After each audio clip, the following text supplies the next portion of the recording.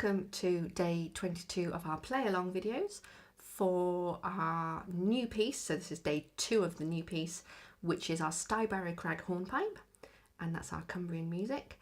And today we started at the end of bar 4, and I'm going to play that section at a nice slow speed, and then I'll do it from the beginning to there at a nice slow speed, and then we'll do it at a faster speed so that you have the 2 options to play along to.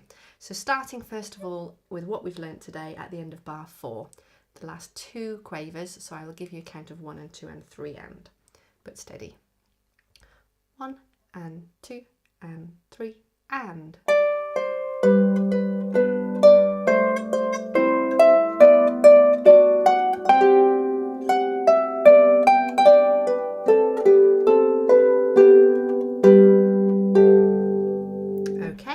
Now we will put that back from the very beginning. So we're going to do all of our opening 8 bars, just the once through, but at this nice steady speed. 1 and 2 and 3 and.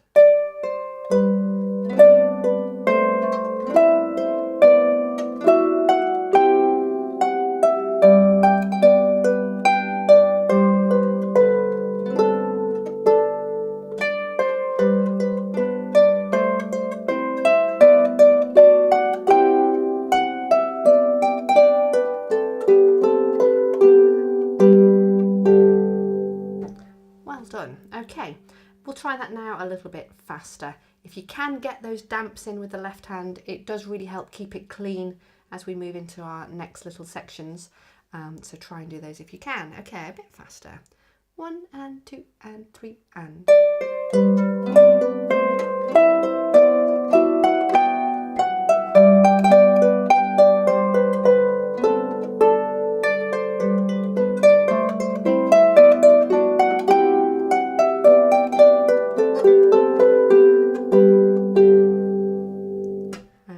And finally, I didn't get all the damps in the right place there.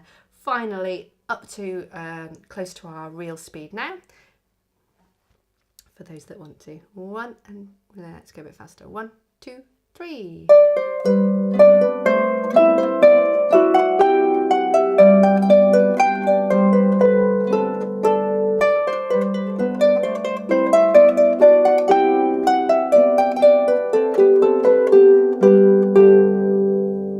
Super well done. For those that want to leave it there, that's great. If anyone would like some more technical support, I'm going to now go over in a little bit more depth the teaching from today. So going from the end of bar 4, we had that thumb slide. Now thumb slides are where you're going to do more than one note with the thumb. So it's good to have another finger on as an anchor, ideally a finger you're going to then play. So if we put your finger 2 on the B, the thumb slide, you, instead of plucking our finger like we're normally used to doing, where you pull it away and you bend it over, you let it fall, so you push with it.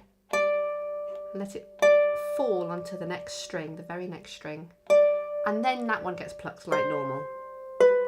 Okay, so you can practice just doing that. 1, 1, 2. Push, pull, 2. You can practice that a number of times. Then I spoke about this repeated fingering, or repeated notes and changing the fingering on it. 2, 3, 4. So you can practice just that. And again, you can do this almost anywhere on the harp. Just choose a string at random and practice playing it 3 times, first with finger 2, then finger 3, then finger 4. And try and end up with all fingers bent in. So having played it with finger 2, don't then open that out again. Leave that in, then finger 3, leave that in, then finger 4. Okay? So try and let them stay in out of the way as you play the other fingers. And that happens on the C and then on the D. We have another grace note there. It's a very throwaway grace note, this. It's almost played at the same time as the G, but it's just ahead of the beat. The only other sort of pattern of things, let's have a look. Our left hand had these triad shapes, and on the music it's a crotchet on its own, and then it's a pair of crotchets together. But what we're placing is finger 3 on the G, 2 and 1, and that way you get to place the triad. You play the lowest note, which is finger 3, And as you play that, these two stay on really firm. Then you go, and then just move it all up 1, 3, then 2 and 1, move it up 1, and then all 3 on again, and this time these are all together. Okay, just show you that with my right hand. 3, 2 and 1 together, move it up 1.